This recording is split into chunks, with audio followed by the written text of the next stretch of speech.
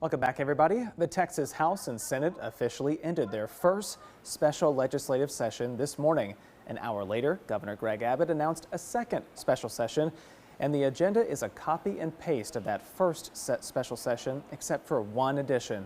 He's also asking lawmakers to tackle youth camp safety after last month's deadly floods.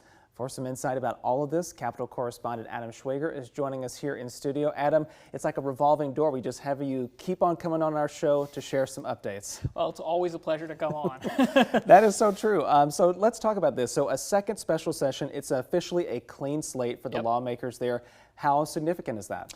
It's a pretty big deal, right? It was supposed to end no matter what, that 30-day window next Tuesday. So they were running up against the clock already. And one of the things the Democrats demanded in order to come back, they still haven't come back, but they say they're on their way to coming back, is that this special session end and that California take some actions of their own to combat Texas's redistricting. The first happened yesterday with that Governor Newsom press conference. Now the second happened today. They're claiming it as a major victory. I don't know if the governor or the Speaker of the House sees it the same way. I think they just see it as more of a delaying the inevitable. But the Democrats are taking this as a major victory. They were able to kill at least one special session. Okay, so all the work that did happen in the first special session does not carry over to the second. No. So all the lawmakers have to refile bills, including the plan to redraw congressional maps by the Republicans. So what's different about that plan?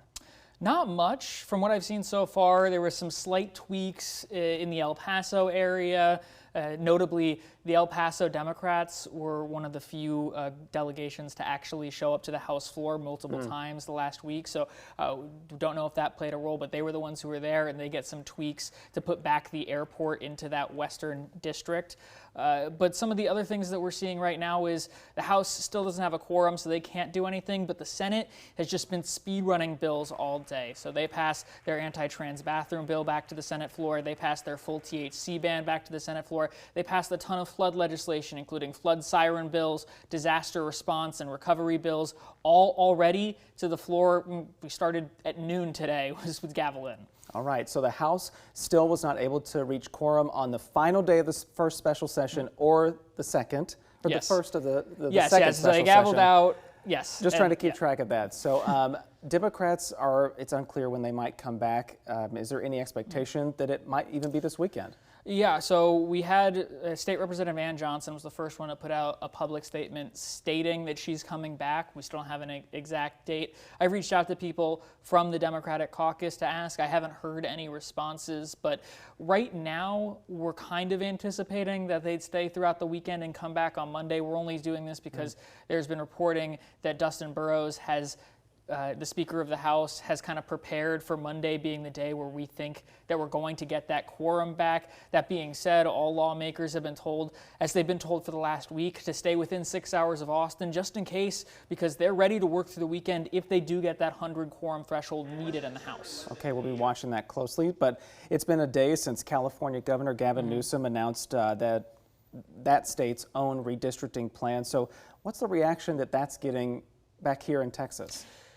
Quite frankly, Governor Greg Abbott doesn't seem to be worried about it. He doesn't think it's a feasible plan in California. So they need a 2/3 referendum to get that plan across the finish line. There was a poll that came out from Politico yesterday. Granted, the question was, would you rather it be in the hands of an independent redistricting commission, or would you rather it be in the hands of the legislature?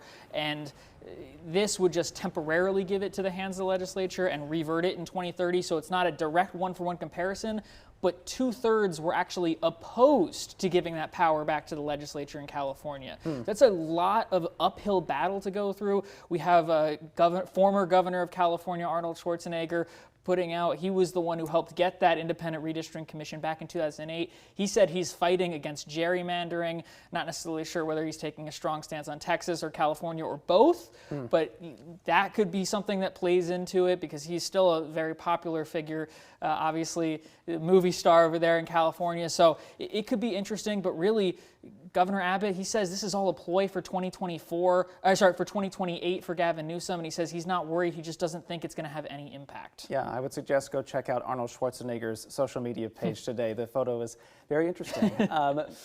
Adam, thanks again for being here, and of course we'll follow up with you for other updates. Yeah, thank you so much for having me.